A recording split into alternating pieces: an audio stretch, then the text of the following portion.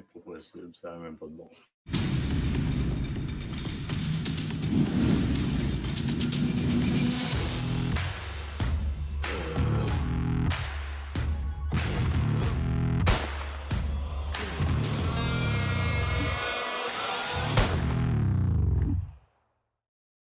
Tu as plus ton chapeau? J'ai essayé de faire l'attitude Martin Bourget. Regarde. Es-tu bon ton café? Tu as une réponse? Bon matin tout le monde! Bienvenue à votre 4e journée de Shot Show. Donc, encore une grosse journée, encore beaucoup de nouveautés. Encore les yeux bien collés. Oui, parce que là, ça va vite, hein? Donc, Oui. est-ce que tu as eu le temps de te dégoter des nouvelles ou des trucs spéciaux pour nous aujourd'hui? Oui. Joanie, Cricri ont couru partout pour trouver du stock. Bien, sur le web, évidemment, parce qu'on est à distance. Ah, c'est quasiment comme courir. Oui, pas mal. On serait mieux là-bas. Maintenant, il annonce 16 degrés aujourd'hui à Vegas. Quand même. Je ne sais pas comment est-ce qu'il annonce ici, là, mais pas pareil. Pas tout. Il annonce des très grands froids. Tu iras chauffer le bois, c'est ton tour. Je vous donne un petit peu d'informations de ce qui se passe au Shot Show présentement. Hier, conférence quand même assez intéressante. Quand on parle des groupes de femmes ici, tiens donc. Filles de bois. Comme filles de bois. Vous allez vous rendre compte que les groupes de femmes ici sont très pacifistes. On va dire ça comme ça.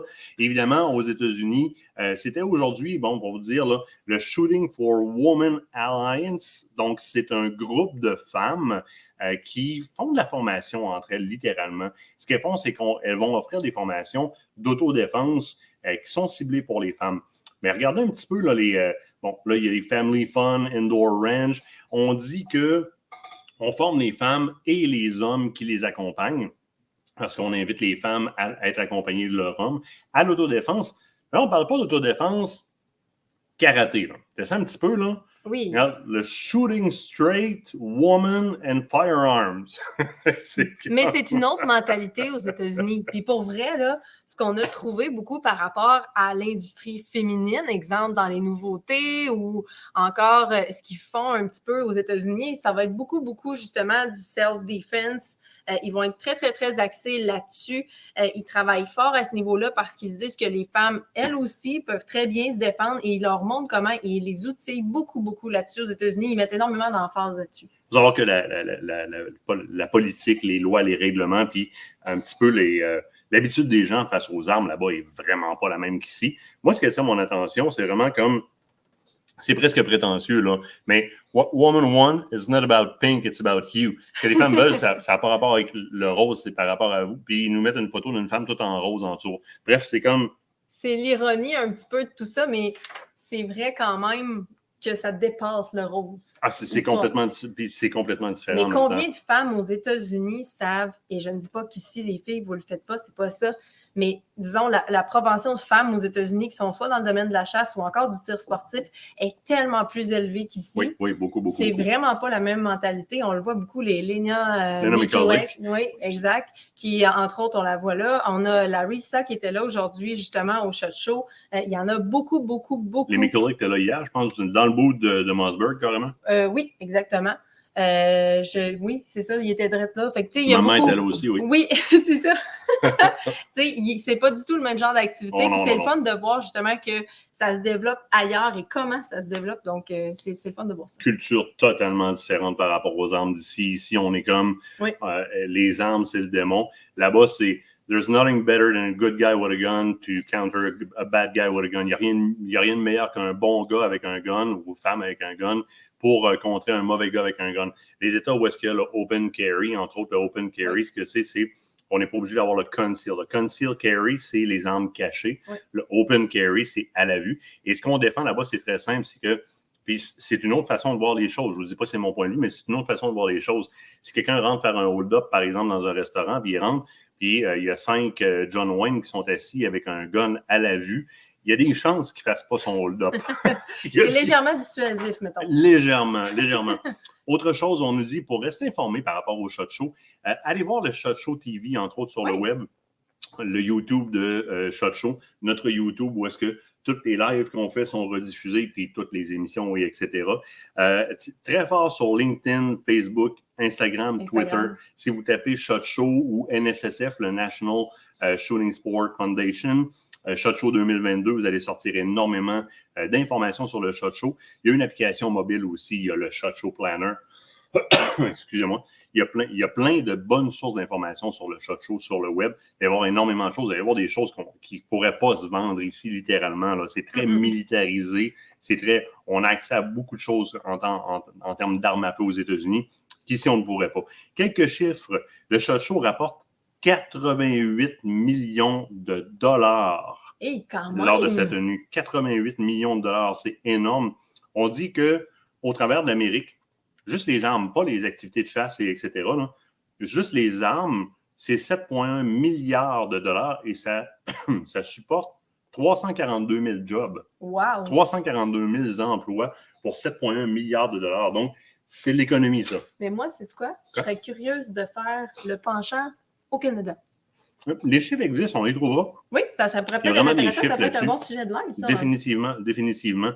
Dans les nouveautés, écoute, il y a le collier d'entraînement dont on a parlé qui est pas mal intéressant. Si tu veux aller le chercher, oui, c'est la compagnie Dogtra, en fait, qui a justement lancé son nouveau collier d'entraînement pour les chiens à impulsion aussi, donc collier GPS qui est en mesure d'émettre des impulsions. Très, très belle innovation de leur côté. Pourquoi? Parce que, entre autres, il y a des possibilités de se promener. En fait, sans réseau cellulaire, vous allez pouvoir continuer à garder le contact avec votre animal. En fait, on dit jusqu'à... 15 km, pas loin de 15 km. 15 km. Donc, environ 15 km, ce qui est quand même notable. Vous avez également une application mobile pour pouvoir utiliser puis contrôler le collier en question. Il y a des possibilités d'entraînement multiples, dont, entre autres, justement, peut-être installer des balises sur le terrain. Donc, ce qui fait que ça va te donner une petite... Carrément des clôtures virtuelles là, qui vont donner des impulsions aux chiens. Là. Ça va donner des petites impulsions aux chiens. J'ai eu l'occasion de parler avec Dogtra en live directement hier au SHOT Show. Très belle compagnie et surtout, ce qui m'a épaté, c'est le prix du collier parce que, bon, ça se vend très, très cher, les colliers d'entraînement, généralement. En bas de 1200, tu n'as rien de bien fiable. Celui-là est très bien raté par les... Si on regarde un petit peu là, les utilisateurs, entre autres Chien de sang qui l'utilisent aux États-Unis, là, ils l'adorent. Et en passant, c'est trouvable chez vos marchands. Sinon, ils sont sur... Où est-ce qu'on commande tout? Amazon. Amazon, oui. Amazon. Ils sont là également. Mais généralement, si vous faites des demandes chez vos marchands, vous pouvez le trouver. Mais si on dit que c'est abordable, on parle d'environ 500 $ ici. Là, c'est 500 $? Oui, c'est pas une blague. Là. Fait que, tu sais, je veux dire, c'est important de bien entraîner son chien et d'avoir les bons outils pour. Et puis, le Dogtra est tout indiqué. J'ai trouvé cette compagnie-là merveilleuse et ils se soucient du bien-être de l'animal. Ils font attention, ils font beaucoup de tests. Quand je leur ai parlé, ils sont vraiment, vraiment très, très, très avancés à ce niveau-là. Une chose qui est intéressante aussi, si vous êtes deux conducteurs de chiens de sang ou vous êtes vous faites du canicross, par exemple, vous êtes deux qui faites du canicross et vous avez l'application mobile qui va avec le Dogtra, il est possible de se partager les parcours. Donc, je pourrais switcher à l'autre conducteur de chiens de sang le parcours que j'ai fait pour faire ma recherche et relayer à l'autre pour aller faire dodo un peu. Même chose, partager mes parcours de canicross avec quelqu'un d'autre ou mes parcours de chasse au petit gibier en faisant un tracking avec le collier, avec un autre conducteur ou un autre chasseur qui aurait le même collier. Parce que là, on parle de quelque chose qu'on peut se payer dans notre équipement de chasse, qui ne devient pas juste un outil pour contrôler le chien, mais pour la sécurité du chien. Oui. On oublie souvent ça, puis ça a été une grosse chicane à un moment donné. On avait interdit les colliers impulsion et les entraîneurs de chiens se sont battus en disant, mais écoute, question de sécurité. Il devrait y avoir un cours ou un permis pour les utiliser à la limite, mais question de sécurité, si c'est utilisé à très faible intensité, on va entraîner des chiens et lorsqu'on va donner une petite impulsion, le chien va arrêter au lieu de sauter dans un piège ou partir à course après un renard. On pense aux sauvaginiers, des fois, qui sont parfois en bordure du fleuve ou de très grands plans d'eau. Si le chien, lui, tout son focus est porté sur, justement, le gibier en question à rapporter, il embarque dans le chenal, il embarque dans le courant, bye-bye, le chien. Ils servent à ça aussi, les colliers d'entraînement. Souvent, on a une tendance à penser, oh, mon Dieu, c'est cruel, on fait mal à l'animal, mais non, c'est pas vrai. Parler à Denis Damour qui a récupéré son Springer anglais plusieurs, je pense, quasiment 5-6 km plus loin sur le fleuve. Ça a été dur de le réchapper. Là. Honnêtement, là, ça allait vraiment, vraiment pas bien. Là. Ouais, effectivement. Donc, tu sais, ça existe pour une raison et c'est efficace quand c'est bien utilisé. Ben, c'est le terme, hein, parce qu'il y a aussi l'autre extrême. Là. Si le chien arrive avec un carré de poêle là, qui n'existe plus, puis il est sa peau, là, tu ne l'utilises pas de la bonne façon, tu ne devrais même pas avoir un chien. Regarde, moi, c'est aussi simple que ça. Henry Repeating Arms, oui. De belles nouveautés. Écoute, du côté de Henry. Henry, qui est une des plus vieilles compagnies à faire du lever action. Tu sais. Il y a Marlin, puis tu vas reconnaître un petit peu la tendance de la première en haut à aller vers la fameuse Marlin, la plus populaire qui sort généralement avec le canon en stainless. On est allé lui donner un petit peu cette coloration-là. Qu'est-ce que c'est la première? C'est la Long Ranger Express. C'est une carabine qui a été développée pour être excessivement malléable. C'est une petite carabine, elle n'est pas longue si vous comparez la crosse par rapport au devant. Est-ce que j'ai la longueur totale de celle-là? Le canon, c'est un canon de 16,5 pouces. Donc, 16,5 pouces bleuis et fileté. Donc, on pourrait aller mettre un frein de bouche sur le bout. Il est en calibre 2,23 ou 5,56 NATO ou autant, dépendamment du langage dont vous parlez. Le casier, donc le boîtier qui entoure le mécanisme, qui est un mécanisme à levier, c'est de l'aluminium de qualité aérospatiale, mais ça a été machiné avec la Picatinny dessus. Donc, la Picatinny n'est pas vissée, elle est machinée après le receiver, après le casier, littéralement. Action à levier, mais non tubulaire. On est avec un chargeur détachable à 5 balles. Ça, c'est intéressant. Ce qui est relativement rare, oui. Mais ça permet dans la réglementation de te déplacer avec une arme non chargée plus facilement. Parce que l'arme a été développée pour faire du varminting, donc du prédateur ou de la déprédation, donc pour se débarrasser des nuisibles, on va le dire comme ça. Alors, ce sera possible, par exemple, pour un fermier qui est en loi, qui a son permis de petit gibier, de se promener dans une machinerie agricole avec l'arme, le chargeur séparé, donc il sera avec une arme non chargée. Alors qu'avec un chargeur tubulaire, ben, c'est un petit peu plus gossant là, que d'avoir à recharger continuellement. Oui. Donc, on l'offre comme ça, casier en aluminium aérospatial. On est en bois laminé, donc on n'aura pas le jeu des intempéries, chaud, froid, humide, sec, qui va venir jouer sur l'espacement avec le canon. Donc, on va avoir un espacement, donc un bedding, un floating qui va être toujours égal, ce qui devient intéressant parce que le bois plein prend l'humidité, contracte et dilate avec la chaleur. Ici, on n'aura pas ça. Donc, un bon vieux mécanisme de Henry, ce qui veut dire que ça va durer des années. Le mécanisme qui est dans le milieu de ça va durer 10 fois le temps que la crosse va durer, même si elle est en laminé puis bourré de colle. Ça, je peux vous le garantir. On s'attend toujours à payer un peu plus cher. Là, j'ai le prix qui doit être le prix américain devant moi. C'est environ 1 250 $ américains. Ce qui veut dire 1 million de dollars canadiens. Non, c'est pas vrai.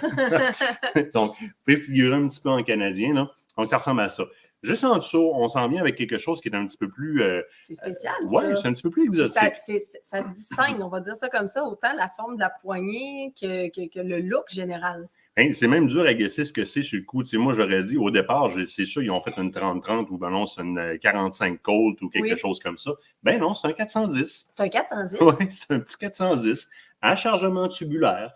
Écoute, on fait 26,4 pouces total. Donc, c'est le canon, là, on est à 15 ou 14 pouces, dépendamment des états où est-ce qu'on le livre. Donc, 410, c'est la Henry's Axe. On l'appelle la Henry's Axe à cause de la poignée, qui ressemble à une poignée de hache, littéralement. Tout ce qui est bois que vous voyez après ça, c'est du noyer américain. Donc, on est dans un vrai beau noyer américain stabilisé. Donc, stabilisé, mais stabilisé pas au durcisseur, stabilisé à l'huile. Donc, quand même assez intéressant. Donc, j'ai quelque chose qui va jouer avec les intempéries, mais c'est un 410. C'est pas quelque chose avec quoi je fais de la précision longue portée. Non. Chargement sur le côté, donc de type tubulaire, évidemment, à levier. Donc, c'est le fun d'avoir un fusil à levier. Tu sais, on est dans le paradoxe, ça devient le fun. Laiton poli au niveau des pièces, au niveau des pièces métalliques. Le chien est différent, mais on retrouve le même mécanisme à levier qui a fait de Henry une compagnie qui a perduré, qui a passé les temps, qui a passé les récessions, etc., et qui est encore là aujourd'hui. Donc, une belle compagnie nord-américaine dont on est fier de présenter les nouveautés. Donc, dans le fond, c'était ça, ta bébelle, c'est ça? Ouais. Exactement, exactement. Je te laisse le prochain. C'est quelque chose que, dans ton style un peu, aller vers le tactique un peu. Jamais. C'est pas moi, ça. Tactical, mais quand même accessible, dans grosse qualité, pas mal intéressant. Donc, j'ai été impressionné de les voir arriver. Oui, en fait, c'est les fameux Red Dot Sight. Dans le fond, c'est vraiment les petites mires à points rouges. Dans le fond, c'est rendu de plus en plus populaire. On le sait, entre autres, avec les nouvelles chasses qui ont été ouvertes, entre autres, aux sluggers. Donc, on est capable d'utiliser justement ces fameux Red Dots-là. Belle nouveauté chez Browning avec un boîtier entièrement en aluminium.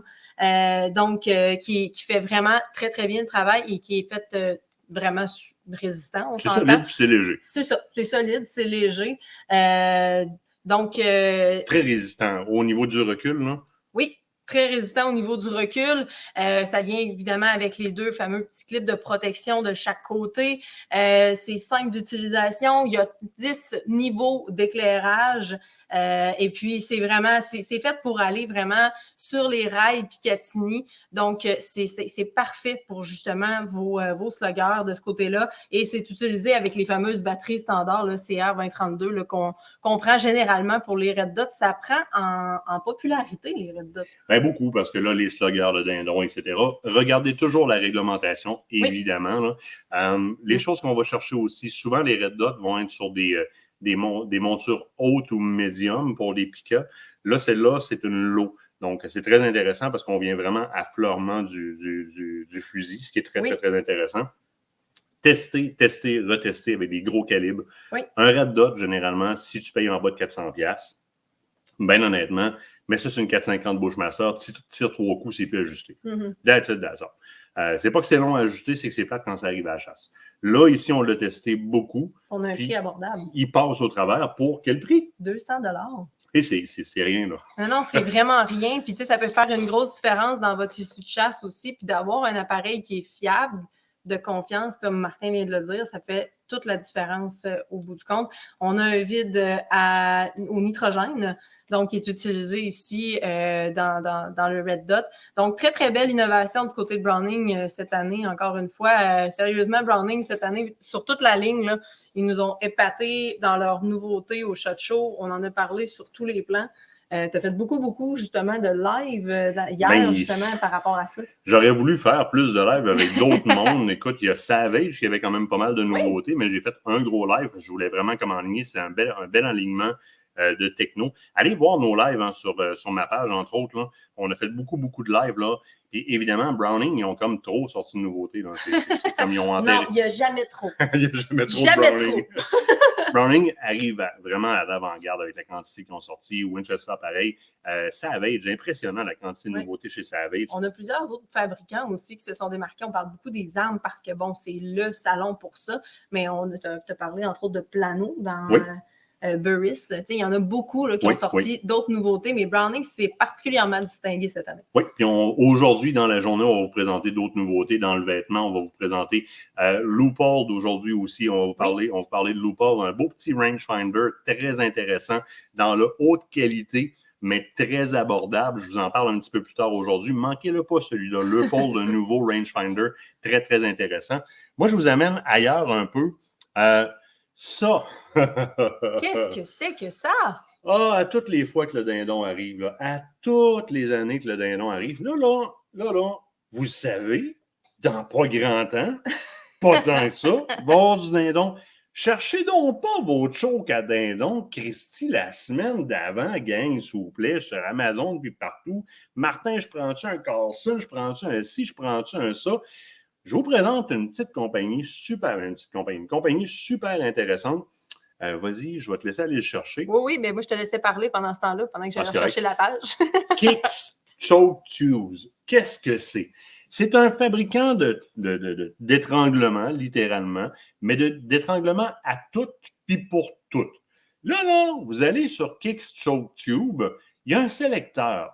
Kate, je vais t'inviter à faire une recherche à ta guise. Là, tu es dans le Browning. Je suis dans le Browning. Je vais aller, écoute, Beretta, exemple. Bon, va dans le Beretta. On va aller dans le Beretta. Donc, vous choisissez, en fait, votre manufacturier. Ensuite, vous avez à choisir le modèle. A400, mettons. Oui, donc, tiens, A400 extrême ici. Ensuite, dans quel calibre? 12. Donc, on y va dans le 12. Et puis, oups, attendez un petit peu. Accroché. J'ai accroché le bouton. Donc, démo, on recommence. Ça ne sera pas long, je fais ça vite. Tu peux continuer peut-être d'expliquer un petit peu comment ça... Frenchie, tiens. Pendant le Frenchie. Oui, ce ne sera pas long. C'est peut-être un peu moins commun, mettons. Oui, All Frenchie Models. 12. En 12. Et ensuite, on choisit Qu'est-ce qu'on nous offre? Là, c'est ça qui m'intéresse. Regarde, là. On nous offre pour Buck Kicker, donc les deer, Paper Target, Dinde, Waterfall, Competitive Shooting ou Non-Ported Waterfall. Donc, vas-y, par exemple, vas-y dans le dindon, c'est ce qu'on cherche. Mais oui, voilà. Gobbling Thunder. Oh, we're sorry. On n'a pas choisi le bon exemple. Prends Browning. Je vais aller chercher Browning. Mais en fait, ce qui est le fun, c'est parce que là, on a bien fail. Il fallait bien qu'on choisisse quelque chose qui n'existait pas. Donc, on s'en va chercher et voilà. Donc, vous avez automatiquement le choix qui sort, qui est l'Invictor Plus Gobbling Thunder, donc dans le 12 gauge, donc dans vraiment le 12, le calibre 12. Oui. Et vous avez toutes les spécifications, vous avez tout directement, puis c'est vraiment pas long, là. Vous choisissez votre type d'arme, puis ça se fait tout seul. T'as un peu ton finish dans le bas, là, tu vois, on est en stainless steel, mais on peut choisir... Oui, camo. Ah, on peut aller sur le camo à la place, il nous le montre dessus. Il nous le montre. Ah, il n'est pas disponible en camo. Ah, les tabarouettes vont faire une plainte. Mais tu sais, 77$ US, on paye 100$ canadien généralement là, pour ce genre d'étranglement-là, un extra full. Donc, en point 743 dans ce cas-ci, stainless steel, c'est exactement ce que je veux. Écoute, moi, je pense que c'est une belle place pour aller chercher. Et tu vois, free shipping on order over 150. Fait que 150$ US et plus. Vos shippings sont gratuits. Fait que vous avez des chums qui font du gobbler aussi, par exemple. Ben allez-y. Là. Pour Loi des Neiges, même chose. Votre choke est dû. Vous voulez aller sur des nouveaux patterns. Oui. C'est sûr que mes deux premiers réflexes vont toujours être allez voir du côté de Pattern Master puis allez voir du côté de Carlson. Parce que c'est nos deux premières ressources. On a des distributeurs canadiens. Ils sont chez nos marchands. Donc, demandez à votre marchand au départ qu'est-ce qu'il a en main. Cette année, il y avait un problème d'approvisionnement. Beaucoup de marchands n'avaient pas de Carlson, n'avaient pas de Pattern Master dans ce qu'on recherchait. On devait chercher par nous autres mêmes en ligne sur les sites des manufacturiers des différentes armes. On marquait back order partout. Mais ce genre de site-là aurait été très, très, très utile parce que les machines eux-mêmes, donc, ils en ont à profusion des chokes. Quand il en manque, savez-vous quoi? Ils repartent le toaster puis ils en font d'autres. That's it, that's all. Aujourd'hui, ce qu'on vous dit, c'est suivez-nous. On a beaucoup de lives qui s'en viennent encore. Ça en fait beaucoup en très peu de temps. C'est des lives que vous allez pouvoir revoir par la suite. Oui. Allez vous abonner à notre page YouTube. Je pense que c'est la meilleure chose. La page YouTube va vous permettre après ça de vous laisser dans votre salon. Sur votre Smart TV, vous allez sur la chaîne Aventure Chasse-Pêche. L'émission. Oui, Aventure Chasse-Pêche, l'émission. Vous allez sélectionner les lives du SHOT Show que vous voulez pour voir les nouveautés, là ou à l'automne. Mais je vous le dis, dans les armes à feu particulièrement, on l'a dit à plusieurs reprises hier avec Stéphane, et c'est quelque chose qui est très important à comprendre. Avec la situation d'approvisionnement actuelle, et surtout, si ce qui vous intéresse fait partie des SHOT Show exclusifs, parce qu'il y a des éditions spéciales SHOT Show dans les armes chez beaucoup de manufacturiers. Browning en fait beaucoup, entre autres, et des éditions limitées. Certaines armes qui sont sorties cette année en version gauchère, je vous le dis, là, quand les manufacturiers font des versions gauchères, là, ils n'en font pas 10 000 parce que c'est 10-15% de la population. Puis c'est pas 10-15% de la population qui est chasseur. Là, si vous savez ce que vous voulez, parce que vous l'avez vu passer, parlez avec votre marchand, parce que le SHOT Show, c'est pas juste un salon où est-ce qu'on annonce les nouveautés. C'est aussi l'opportunité pour tous les marchands, puis c'est là que ça se passe. Tous les marchands de chasse et de pêche sont présentement en train de placer leurs commandes pour la chasse à l'automne. S'ils ne placent pas leurs commandes là, ils n'auront pas leur stock. Puis s'ils n'ont pas calculé que Georges veut un Browning ou un Savage ou un ci ou un ça de tel modèle, ça se peut que tu l'ailles juste pas ton gun. Fait que là, si tu sais ce que c'est, tu contactes ton marchand pour qu'il ajoute l'arme que tu veux sur sa commande, question de ne pas scraper ta saison de chasse avec ton vieux gun que tu as peur de tirer. C'est bien dit. Bon, non, d'un fois, tu sais, regardez ça. C'était Martin Bourgeon. Et Kate Nadeau, merci. Pour le réseau. Aventure, j'espère. Il est où le piton? Attends un peu, ouais.